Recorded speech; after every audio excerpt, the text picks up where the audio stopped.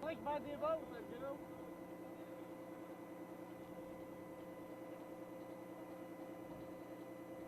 Il doit élever de vie.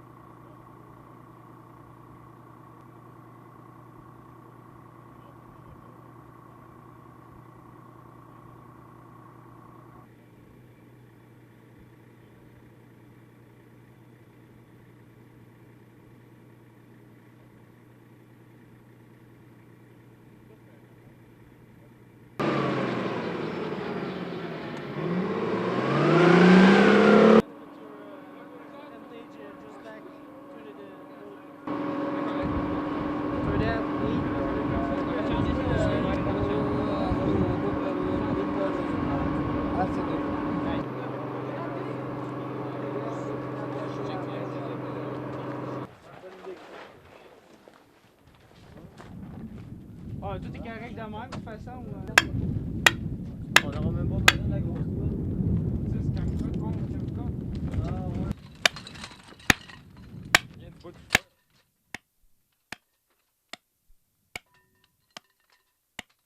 Il faut sortir par là.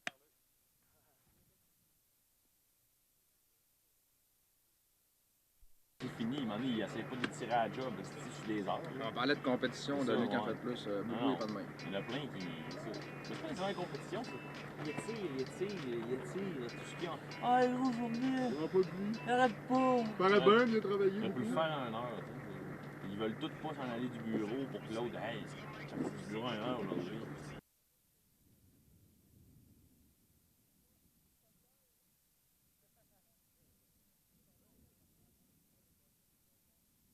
Fourth Combat Support Kandak, 1st Brigade, 205th Hero Corps, were supporting an exercise that was pretty much an artillery validation shoot. So the artillery battery within the 4th Combat Support Kandak had to position an observation post, call in a fire mission, move their artillery battery to a new location, and then execute the fire mission and adjust fire according to their direction. So they had to conduct an operation, an artillery operation from start to finish.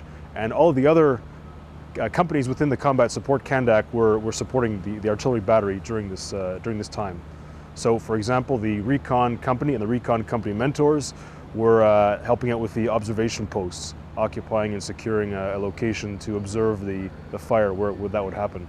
And at the same time, the engineering company was conducting the clearance of the site where the gun line was supposed to move to. So in other words, before the guns could move, they wanted the engineers to clear a certain patch of ground to make sure it was free of mines, IEDs, UXO contamination, which is what we did.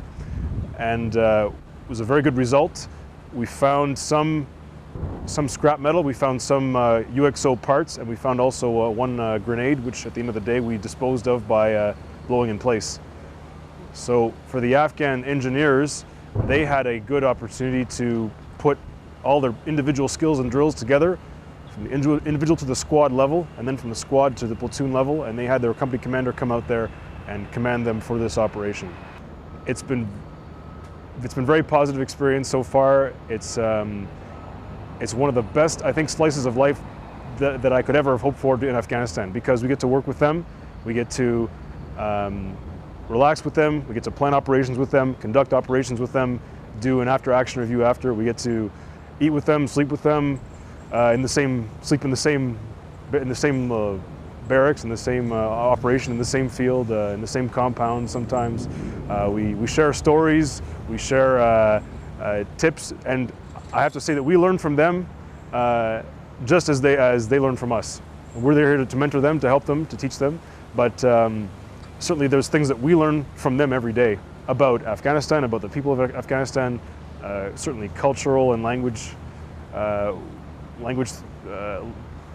Dari and Pashto we learn from them every day, so there are a great deal of things we learn from them.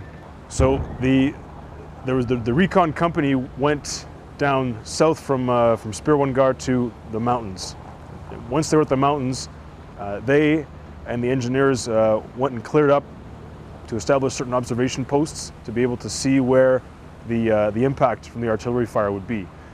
And so really you had a group of artillery forward observers, you had some recon soldiers, and you had engineers all working together, using their own specialities, but working together for a common aim, which was to establish an observation post from which point a forward observer could see where the rounds were landing and then call that information back to the battery so they could adjust the fire accordingly. So that's what was happening down in the southern part of the area of operation. Well, artillery is what we call indirect fire. Which, in other words, it's very, very rare that the person who's firing the artillery has a sight on where it's going to land or the enemy that they're shooting at. So they work in groups, in two groups or more, where one group is forward and one group is back with the guns. And the guns have such a long range to them that they can, using just a map, they can make some calculations and they can put fire several kilometers away, where they themselves, where they're shooting, they would have no idea where it's landing. So they need to have somebody forward to tell them where to shoot, and if they're off by their target, to tell them how to correct their fire. And that's important too, to establish the pattern of life in the vicinity of the area, to make sure that we're not going to shoot, for instance, in Afghanistan, we're not going to shoot where there's civilians or into a farmer's field or something where we're going to cause a lot of collateral damage. Also important to see that there's no other blue forces there, no other coalition forces or green Afghan National Security Forces there. So the mentors of the 4th Combat Support Kandak have, we have a job. We have to mentor all the combat support arms within 1st Brigade. And the Afghan model is very similar to the American model, where you have one battalion or Kandak of different specialist companies. So for instance, you have one recon company, one engineer company, and one artillery battery in support of the entire brigade. So although most of the brigade is infantry battalions or Kandaks, there's this one combat support Kandak that has these specialities within it. And our job is to mentor them to be able to support several other infantry battalions or Kandaks worth of soldiers on operations.